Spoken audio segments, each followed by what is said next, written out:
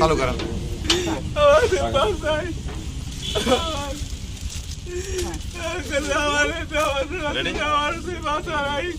সালাম আলাইকুম প্রিয় ফেসবুক বন্ধুরা, আমি এই মুহূর্তে মাগুরা আসিয়াদের বাড়িতে আছি, শ্রীপুর থানা। আমি নোয়াখালী সেনবাগ উপজেলা থেকে এসেছি। নেসারউদ্দিন ফাউন্ডেশনের পক্ষ থেকে, নেসার ভাইয়ের জার্মান প্রবাসী নেসার ভাইয়ের পক্ষ থেকে এসেছি, আর সেনবাগ উপজেলা মানুষের পক্ষ থেকে এসেছি আসিয়াদের বাড়িতে। আসিয়া ছোট বোনকে আর আসিয়ার কবরস্থান জিয়ারত করার জন্য এসেছি। আর আসিয়ার আম্মার সাথে, উনি আসিয়ার আম্মা, আপনারা সবাই দেখেছেন আজকে কয়টা দিন ধরে। আর উনি আসিয়ার বাবা, আর আসিয়ার এটা মেজে বোন। এটা ছোট বোনের উনি ওনার বড় বোনের জামাইয়ে এই বিপদটা ঘটেছে। এটা আসলে সারা পৃথিবীর মানুষের হৃদয়ে রক্তক্ষরণ হয়েছে। তার পাশাপাশি আমরা নোয়াখালীর মানুষও খুবই মর্মাহত।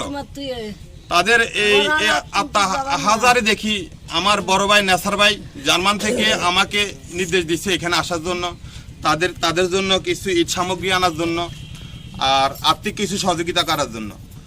নেসার ভাইয়ের পক্ষ থেকে আমি 10,000 টাকা এই মুহূর্তে আসিয়ার আম্মাকে দিতেছি, টাকাগুলো রাখেন। আর নেসার ভাই বলছে ওনার নম্বরটা নিয়ে যাওয়ার জন্য ওনার সাথে যোগাযোগ করবে। আসলে আমি এখানে আসি দেখি ওনাদের ঘরের অবস্থা খুবই শোচনীয়, খুবই অসহায়। আর ওনার বাবাটা মানসিকভাবে অসুস্থ। উনি হয়েছে মেজে বোন, এই ছোটো বোনের উপরে ওই তার ফাঁসান্ন বোনের জামাই ব্যালেট দিয়ে তার উপরে আঘাত করেছে। ওই জালিমদেরকে আমাদের জনতার হাতে ছেড়ে দেখ, আমরা আমাদের ব্যবস্থা নিব। সবাই ভালো থাকেন, আসসালামু আলাইকুম। ম্যাডাম বলতেছে ছেলে বাপের দোষ দেয়, বাপ ছেলের দোষ দিচ্ছে। অনেক তথ্য নেছে আমাদের কাছ থেকে।